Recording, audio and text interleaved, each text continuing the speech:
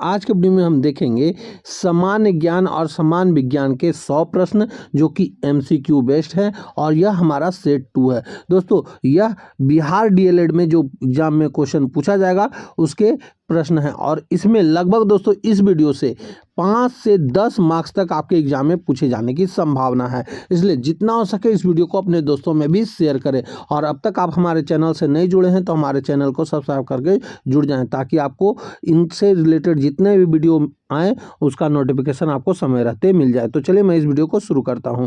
आज का हमारा पहला प्रश्न है, सिंधु घाटी सभ्यता के लोगों का मुख्य व्यवसाय क्या था? तो इनका मुख्य व्यवसाय था व्यापार करना, यानी ऑप्शन नंबर ए इस प्रश्न का सही उत्तर हो जाएगा। दोस्तों इस वीडियो में हमारे द्वारा आप लोगों के लिए क्वेश्चन बताया जाता है और आंसर बताया जाता है ताकि आपको कम समय में ज़्यादा प्रश्न देखने को मिल सके और हमारे द्वारा जो यहाँ पे स्पष्टीकरण आप लोगों के लिए लाया गया है यह आपके एग्जाम के लिए काफ़ी महत्वपूर्ण है। इनसे जितने भी प्रश्न बनेंगे आप सोचेंगे भी नहीं कितने प्रश्न बन सकते हैं और लगभग आपके एग्जाम में इनसे ही आपके एग्जाम में 5 से 10 मार्क्स पूछे जाने की ज़्यादा संभावना है। क्वेश्चन तो रहेगा ही लेकिन इसका स्पष्टीकरण आपको 2-3 मार्क्स और बढ़ा सकते हैं, इसलिए इन स्पष्टीकरण को आप खुद से पढ़ लेंगे। हमारा अगला प्रश्न है, गायत्री मंत्र किस वेद से लिया गया है? तो यह लिया गया है ऋग्वेद से। हमारा अगला प्रश्न है, किस गुप्त शासक को भारत का नेपोलियन कहा जाता है?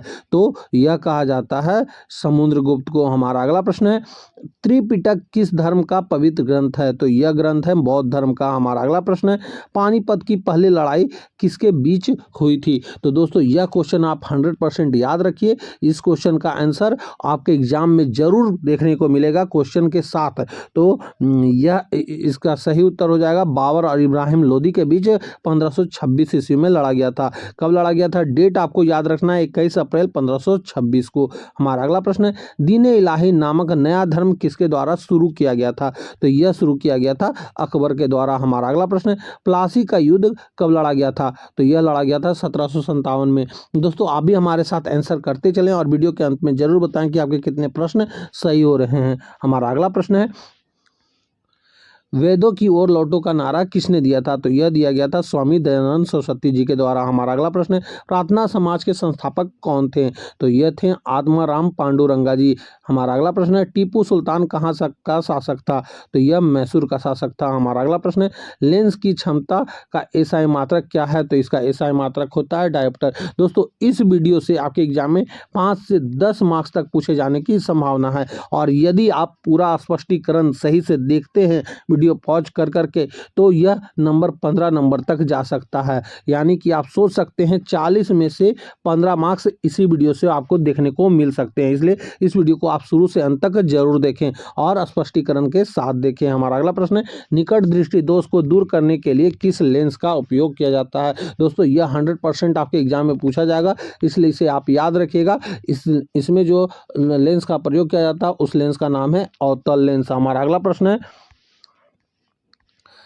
इंद्रधनुष किस कारण से बनता है? तो यह अपवर्तन अपरावर्तन दोनों के द्वारा बनता है। दोस्तों यह भी क्वेश्चन आपके किसी न किसी शिफ्ट के एग्जाम में पूछा ही जाएगा, इसलिए इसे आप याद रखिएगा कि इंद्रधनुष बनता है अपवर्तन अपरावर्तन दोनों के कारण। हमारा अगला प्रश्न है, विद्युत बल्ब का फिलामेंट किसका बना होता है? तो यह बना होता है टंगस्टन का। हमारा अगला प्रश्न है, ध्वनि की चाल अधिकतम किस में होती है? तो यह ठोस में अधिकतम होती है। हमारा अगला प्रश्न है, कोशिका का आत्मघाती थैली किसे कहा जाता है? दोस्तों यह भी 100% आप नोट कर लेंगे, यह प्रश्न आपके एग्जाम में पूछा ही जाएगा।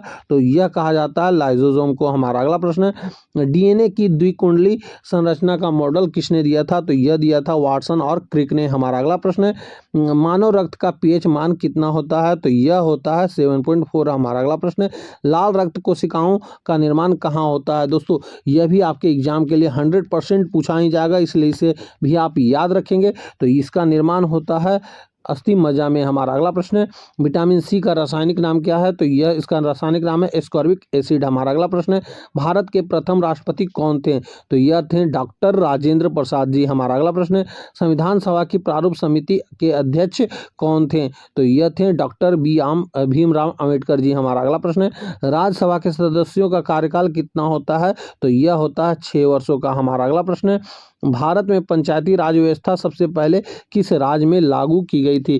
तो यह लागू किया गया था राजस्थान में।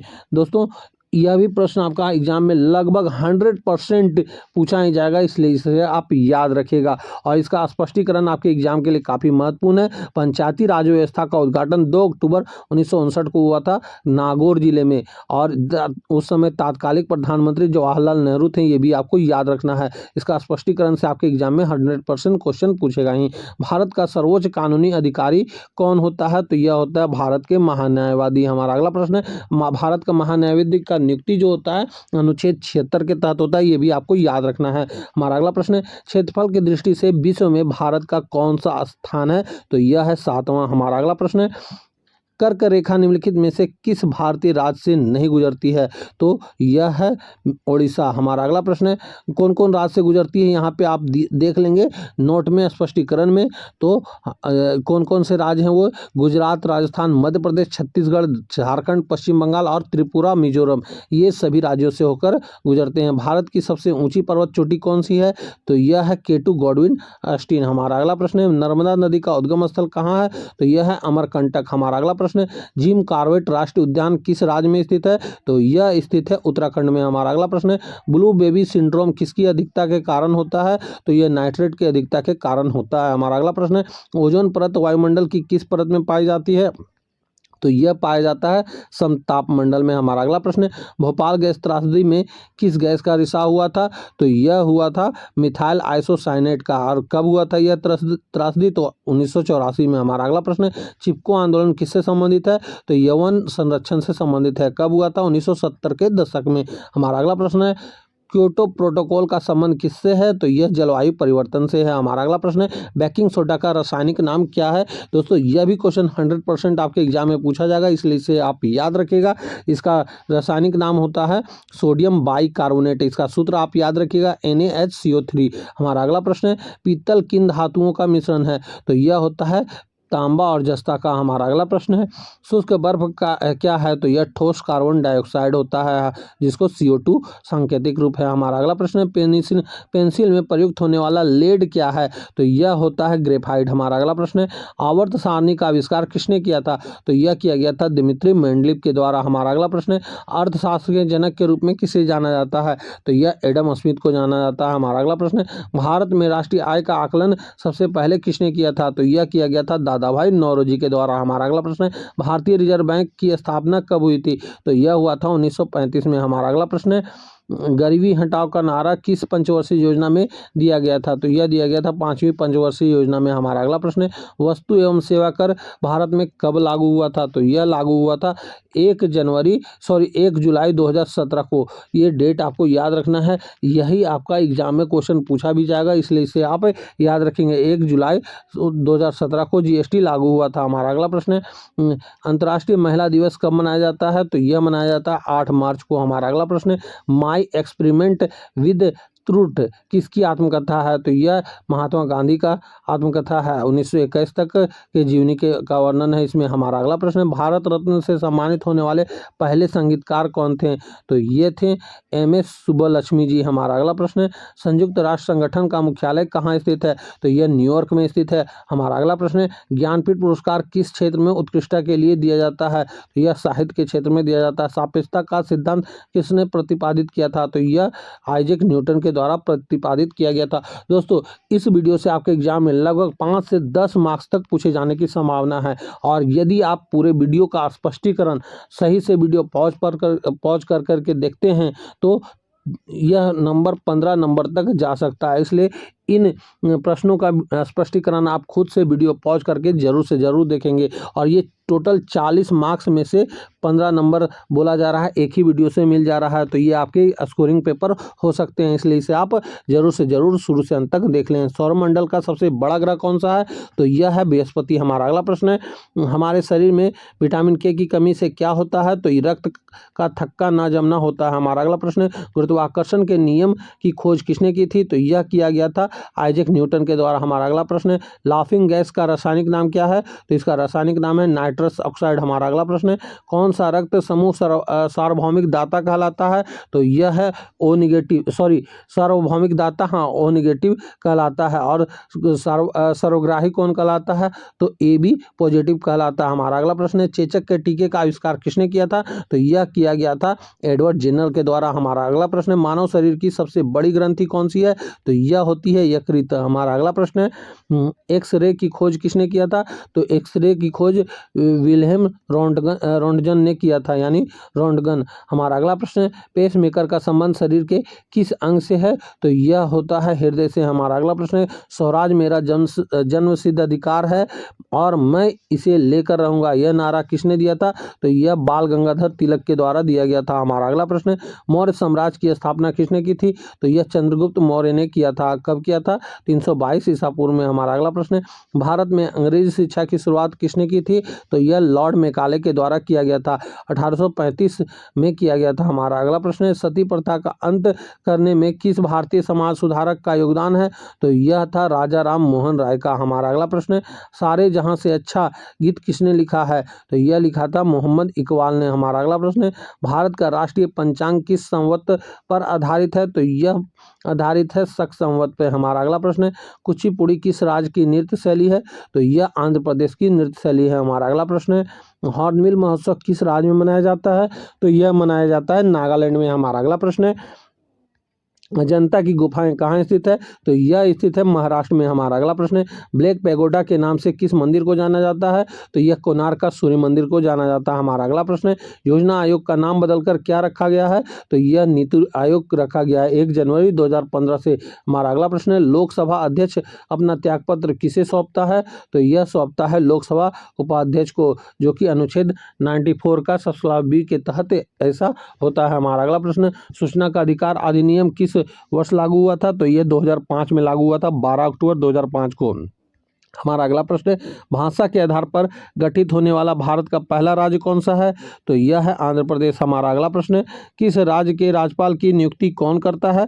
तो यह करता है भारत के राष्ट्रपति, अनुच्छेद 155 के तहत। हमारा अगला प्रश्न है विश्व का सबसे बड़ा महासागर कौन सा है? तो यह प्रशांत महासागर है। हमारा अगला प्रश्न है सुएज नहर किन दो सागरों को जोड़ने से बनता है? तो यह बनता है भूमध्य सागर और लाल सागर को जोड़ने से। हमारा अगला प्रश्न है पृथ्वी पर दिन और रात बराबर कब होता है? तो यह होता है 21 मार्च और 23 सितंबर को। हमारा अगला प्रश्न है वायुमंडल में सर्वाधिक मात्रा में पाई जाने वाली गैस कौन सी है? तो यह है नाइट्रोजन, 78%। हमारा अगला प्रश्न है विश्व का सबसे बड़ा रेगिस्तान कौन सा है? तो यह है सहारा। हमारा अगला प्रश्न है इंसुलिन का प्रयोग किस बीमारी के लिए के उपचार में किया जाता है? तो यह किया जाता है मधुमेह यानी डायबिटीज के उपचार के लिए। हमारा अगला प्रश्न है पौधों में जल का परिवहन किस ऊतक द्वारा होता है? तो जाइलम के द्वारा होता है। हमारा अगला प्रश्न है मछलियों किसकी सहायता से सांस लेती है? तो यह गलफड़ों की सहायता से सांस लेती है, जिसे गिल्स कहते हैं। हमारा अगला प्रश्न है मास्टर ग्रंथि के नाम से किस ग्रंथि को जाना जाता है? तो यह जाना जाता है पीयूष ग्रंथि को, यानी पिट्यूटरी ग्लैंड को। हमारा अगला प्रश्न है पोलियो का टीका किसने विकसित किया था? तो यह जोहान साल्क ने किया था। हमारा अगला प्रश्न है रिएक्टर पैमाने का उपयोग क्या मापने के लिए किया जाता है? तो यह भूकंप की तीव्रता मापने के लिए किया जाता है। हमारा अगला प्रश्न साधारण नमक का रासायनिक सूत्र क्या है? तो इसका रासायनिक सूत्र होता है NaCl। दोस्तों यह भी प्रश्न आपके एग्जाम के लिए 100% पूछा जाएगा, इसलिए इसे आप नोट कर लेंगे। आप किसी ना किसी शिफ्ट में ये सारे प्रश्न से एग्जाम में आपके फंसेंगे ही, इसलिए इस वीडियो को आप शुरू से अंत तक जरूर देखें। भारी जल का रासायनिक सूत्र क्या है? तो यह होता है D2O। हमारा अगला प्रश्न है हीरा और ग्रेफाइट किसके अपरूप हैं? तो यह कार्बन के अपरूप हैं। हमारा अगला प्रश्न है वायुयानों के टायरों में कौन सी गैस भरी जाती है? तो इसमें नाइट्रोजन गैस भरी जाती है। हमारा अगला प्रश्न है ओलंपिक खेलों का आयोजन कितने वर्षों के अंतराल में होता है? तो 4 वर्षों के अंतराल में होता है। हमारा अगला प्रश्न है फ्लाइंग सिख के नाम से किसे जाना जाता है? तो यह जाना जाता है मिल्खा सिंह को। हमारा अगला प्रश्न है डूरंड कप किस खेल से संबंधित है? तो यह संबंधित है फुटबॉल से। हमारा अगला प्रश्न है गुगली शब्द किस खेल से संबंधित है? तो यह क्रिकेट से संबंधित है। हमारा अगला प्रश्न भारत ने अपना पहला क्रिकेट विश्व कप किस वर्ष जीता था? तो यह 1983 में जीता था। हमारा अगला प्रश्न है नासा किस देश की अंतरिक्ष एजेंसी है? तो यह है संयुक्त राज्य अमेरिका की एजेंसी। हमारा अगला प्रश्न है भारत का पहला उपग्रह कौन सा था? तो यह था आर्यभट्ट। हमारा अगला प्रश्न है विक्रम साराभाई अंतरिक्ष केंद्र कहाँ स्थित है? तो यह तिरुवनंतपुरम में स्थित है। हमारा अगला प्रश्न है, चंद्रयान 3 में लैंडर का क्या नाम था? तो यह था विक्रम। हमारा अगला प्रश्न है, कंप्यूटर का मस्तिष्क किसे कहा जाता है? तो यह कहा जाता है सीपीयू को। तो दोस्तों यहीं पे हमारा यह प्रश्न समाप्त, यह वीडियो का आखिरी प्रश्न समाप्त होता है। इसमें 100 क्वेश्चन बताए गए और ये 100 क्वेश्चन आपके एग्जाम के लिए काफ़ी महत्वपूर्ण है। इस वीडियो में यदि आप स्पष्टीकरण के साथ पढ़ते हैं तो लगभग 15 मार्क्स तक कवर हो रहे हैं, यानी एक ही वीडियो में 40 में से 15 मार्क्स कवर हो जा रहा है। इसलिए जितना हो सके इस वीडियो को आप शुरू से अंत तक देखें और एग्जाम देने से पहले तक आप 2 से 3 बार जरूर देख लें, ताकि आपको एग्जाम में एक एक प्रश्न का आंसर याद हो जाए।